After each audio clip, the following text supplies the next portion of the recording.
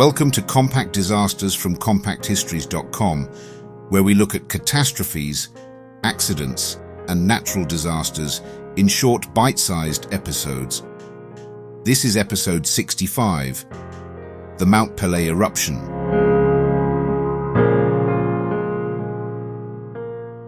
Mount Pelée dominates the northern end of the Caribbean island of Martinique, rising to 1,397 meters above sea level. It is a stratovolcano, steep-sided, forested, and visually dramatic, but for most of the 19th century, it was not regarded as especially dangerous. By 1902, Pelée had become part of the island's scenery rather than a perceived threat, a backdrop to daily life rather than a force demanding caution. Martinique itself was a French colony, formally integrated into France in 1848, with a population of around 200,000 at the turn of the 20th century. Its economic and cultural heart was the town of Saint-Pierre, located roughly 6 kilometers southwest of Mount Pelée. Saint-Pierre had a population of about 28,000 in 1902 and was often referred to as the Paris of the Caribbean. It had theatres, newspapers, electric lighting, tramways, and a busy harbour exporting sugar, rum, and cocoa. The town's prosperity rested on the assumption that the volcano looming above it was largely benign. Mount Pelée was not dormant. Historical records show minor eruptions in 1792 and again in 1851. Both events involved ash emissions and steam explosions, but caused no widespread destruction or loss of life. These earlier episodes shaped public and official attitudes. Pelée was classified informally as an irritant rather than a killer, capable of mess but not massacre. No systematic volcanological monitoring existed on Martinique at the time. There were no seismographs, gas measurements, or evacuation plans tied to volcanic activity. Geologically, Mount Pelée sits on the Lesser Antilles volcanic arc, formed by the subduction of the Atlantic plate beneath the Caribbean plate. This tectonic setting is capable of producing highly explosive eruptions, particularly from viscous, gas-rich magma. However, this scientific understanding was limited in 1902, and the concept of pyroclastic density currents had not yet been fully developed or widely recognized. Culturally and politically, Saint-Pierre's position mattered. It was the administrative capital of Martinique, home to the island's elite and central to its economy. Relocating or evacuating such a town was unthinkable without overwhelming evidence of danger. As a result, Mount Pelée entered the spring of 1902 as a volcano with a known history, an imposing presence, and a deeply misleading reputation. Active, yes, but not deadly. That assumption would prove catastrophic. The first clear warning signs from Mount Pelée appeared in late April 1902. On the 23rd of April, residents near the summit reported sulphurous smells and faint ash emissions, events that were unusual but not unprecedented. 2 days later, on the 25th of April, small explosions were observed from the crater, ejecting ash and steam. Ash fell on nearby villages, lightly dusting roofs and crops, but caused no immediate damage. Life in the nearby town of Saint-Pierre continued essentially unchanged. By the 27th of April, seismic activity had increased. Earth tremors were felt across northern Martinique, and ashfall became heavier, darkening skies during daylight hours. On the 2nd of May, a more serious event occurred when a lahar, a fast-moving volcanic mudflow triggered by heavy rain and loose ash, swept down the Rivière Blanche Valley. It destroyed the Guérin sugar works and killed at least 23 workers. This was a critical escalation. It demonstrated that Mount Pelée was no longer merely venting ash, but actively generating lethal hazards. Despite this, evacuation orders were not issued. Colonial authorities in Saint-Pierre sought reassurance rather than alarm. A local scientific commission was formed on the 6th of May, led by Georges Land, a teacher of physics rather than a volcanologist. The commission concluded that the greatest danger lay to the north of the volcano, and that Saint-Pierre, positioned to the southwest, was relatively safe. This assessment was disastrously wrong. Several factors contributed to the failure to evacuate. Legislative elections were scheduled for the 11th of May 1902, and officials feared that mass movement of people would disrupt voting and cause panic. The port of Saint-Pierre remained active, even as ash continued to fall, sometimes thick enough to require street lamps to be lit during the day. By the 7th of May, volcanic bombs, some as large as fists, landed on the outskirts of the town. Snakes and insects fled the volcano's slopes, entering populated areas, another sign widely noted but poorly interpreted. By the evening of the 7th of May, roughly 28,000 people were still in Saint-Pierre, including refugees from smaller northern villages who had fled towards what they believed was safety. Ships in the harbour kept steam up, aware of danger but not ordered to leave. At no point was a general evacuation mandated. The warnings were there, accumulating over nearly 2 weeks. What failed was not observation, but interpretation, authority, and the willingness to act decisively in the face of uncertainty. At 7:52 a.m. on Thursday, the 8th of May 1902, Mount Pelée erupted with catastrophic force. Without a large, prolonged explosion, the volcano expelled a dense, superheated cloud of gas, ash, and volcanic debris from a newly opened vent on its southwest flank. This phenomenon, later identified as a pyroclastic density current, travelled directly towards the town of Saint-Pierre, 6 kilometers away. The cloud descended the mountainside at an estimated speed exceeding 100 kilometers per hour, though some later analyses suggest it may have been significantly faster. Temperatures within the surge are believed to have exceeded 400 degrees Celsius, hot enough to ignite wood, melt metal fittings, and cause instant fatal burns to human skin and lungs. Witness accounts from ships anchored offshore described a rolling black wall racing down the mountain, followed by total darkness. The pyroclastic surge reached Saint-Pierre in under 1 minute. The town was effectively annihilated almost instantaneously. Buildings collapsed, roofs were blown inward, and fires ignited across the urban area. Wooden structures burned within seconds, while stone buildings were stripped of doors, windows, and internal fittings. People caught outdoors died immediately from thermal shock and asphyxiation. Those indoors fared little better. Superheated gases penetrated enclosed spaces, killing occupants where they stood or lay. The harbour offered no refuge. The surge swept across the waterfront, capsizing small boats and setting ships ablaze. At least 17 vessels in the bay were damaged or destroyed.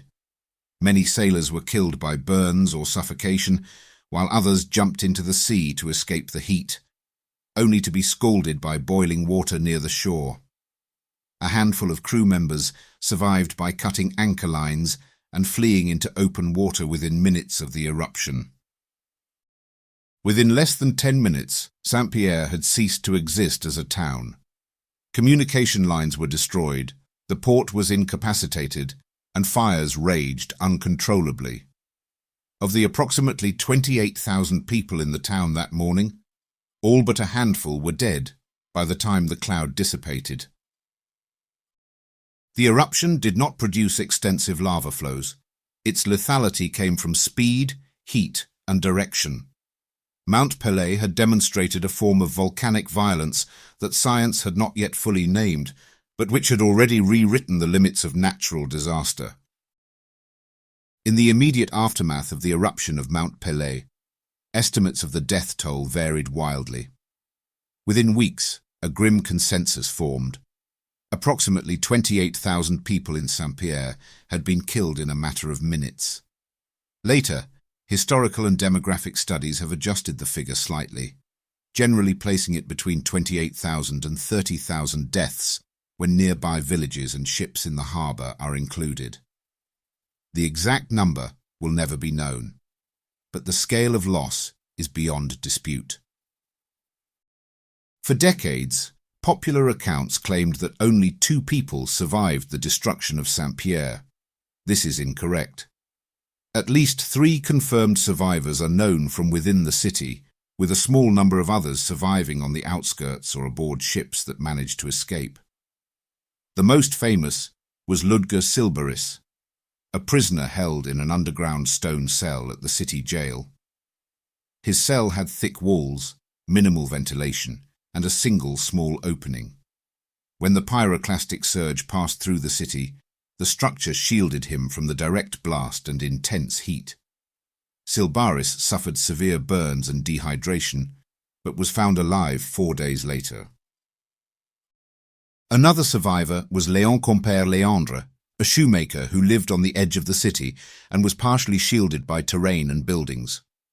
A third, Havivrada Ifril, a young girl, escaped by fleeing towards the sea moments before the surge arrived.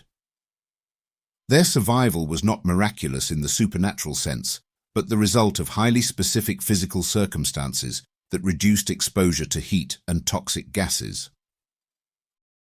The vast majority of victims died almost instantly. Autopsies and medical examinations conducted on recovered bodies showed little evidence of prolonged suffering.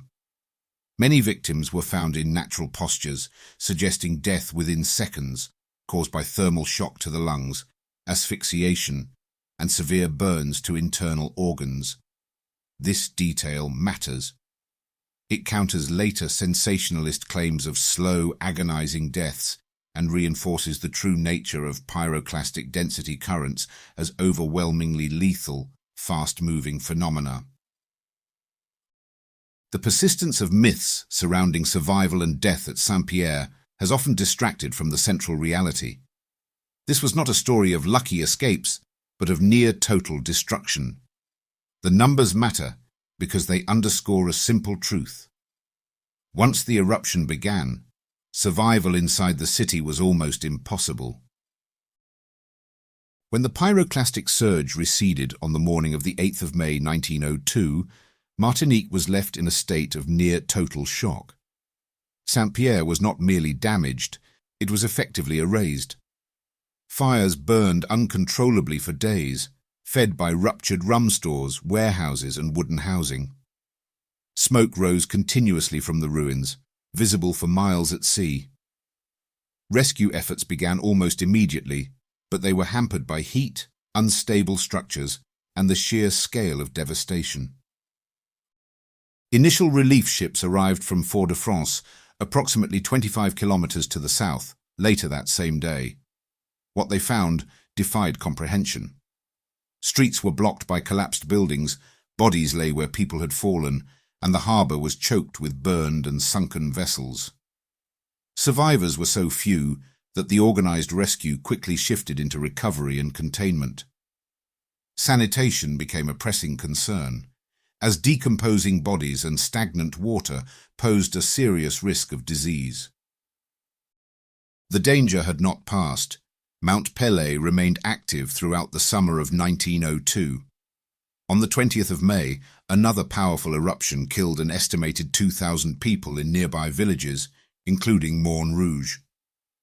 Further eruptions followed on the 6th of June, 9th of July, and the 30th of August, each reinforcing the understanding that Pelée was capable of repeated, deadly events rather than a single catastrophic outburst. The volcano would not fully subside until late 1905. Saint-Pierre never recovered its former status. Before the eruption, it had been the economic and administrative centre of Martinique. Afterwards, those functions shifted permanently to Fort-de-France, which had escaped significant damage. The decision was not ideological, but practical. Saint-Pierre's infrastructure was gone, its population destroyed, and its geographic position beneath the volcano now understood as fatally vulnerable. Rebuilding occurred slowly and on a much smaller scale. By 1910, the town had only a few thousand residents. International aid flowed to Martinique in the months following the disaster. France sent financial assistance, medical teams and engineers, while donations arrived from the United States, Europe and other Caribbean territories. Yet no amount of aid could reverse the fundamental change brought by the eruption. Entire families, businesses and social networks had vanished in minutes. The aftermath of the Mount Pelée eruption was not defined by recovery in the usual sense. It marked a permanent shift in the island's political, economic and demographic landscape. Saint-Pierre survived in name, but the capital of Martinique, both in practice and in memory, had moved on. The eruption of Mount Pelée in 1902 marked a turning point in the scientific understanding of volcanic hazards. Before Saint-Pierre was destroyed, volcanology existed mainly as a descriptive science. Eruptions were catalogued, lava flows mapped, and ash clouds observed, but the mechanisms behind the most lethal volcanic phenomena were poorly understood. Pelée forced a reckoning. In the months following the disaster, scientists studying the ruins recognized that traditional explanations did not fit the evidence. There were no extensive lava flows, yet the city had been obliterated. Buildings were burned from the inside. Bodies showed signs of extreme heat exposure without burial by ash, and damage patterns indicated a lateral blast rather than a vertical eruption. These observations led to the identification of a new category of volcanic event, the nuée ardente, or glowing cloud, a term later refined into what is now known as a pyroclastic density current. This concept fundamentally altered volcanic risk assessment. Pyroclastic flows were recognized as fast-moving, ground-hugging mixtures of hot gas, ash, and rock fragments, capable of traveling at speeds exceeding 100 kilometers per hour and killing everything in their path almost instantly. Crucially, Pelée demonstrated that such flows could move sideways, not just downhill from a summit crater, and could be channeled by terrain toward populated areas thought to be safe. The scientific lessons of 1902 directly influenced monitoring and evacuation strategies worldwide. Volcanoes previously considered manageable due to infrequent lava flows were reclassified as potentially catastrophic if capable of dome collapse or lateral venting. Later eruptions, including Mount St. Helens in 1980, were interpreted through the analytical framework first shaped by Pelée. Mount Pelée also reshaped the relationship between science and public authority. The failure of the 1902 Scientific Commission, composed mainly of non-specialists and operating under political pressure, became a cautionary example. In response, governments increasingly recognized the need for trained volcanologists, permanent observatories, and clear evacuation protocols independent of political calendars or economic concerns. Today, Pelée is one of the most studied volcanoes in the world. Continuous monitoring systems now track seismic activity, gas emissions, and ground deformation. While these tools cannot prevent eruptions, they dramatically improve the chances of timely evacuation. The eruption's legacy is enduring. Saint-Pierre was destroyed in minutes, but the knowledge gained from its loss has saved countless lives since. Mount Pelée taught the world that volcanic danger is not always slow, visible, or negotiable. Sometimes it arrives sideways, at speed, and without mercy.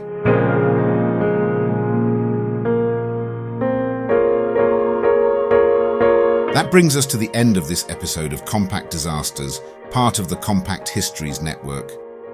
If you enjoyed it, please follow or subscribe wherever you're listening so you don't miss any future episodes.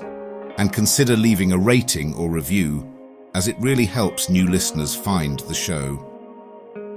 You can find more episodes at compactdisasters.com where you can also explore our other podcasts covering biographies, history, true crime, warfare, and mysteries. You can also follow us on Facebook, Instagram, and Pinterest. Finally, please consider supporting the show directly by buying us a coffee. Head on over to compacthistories.com/disasterscoffee to see how. Thanks for listening, and I'll see you next time.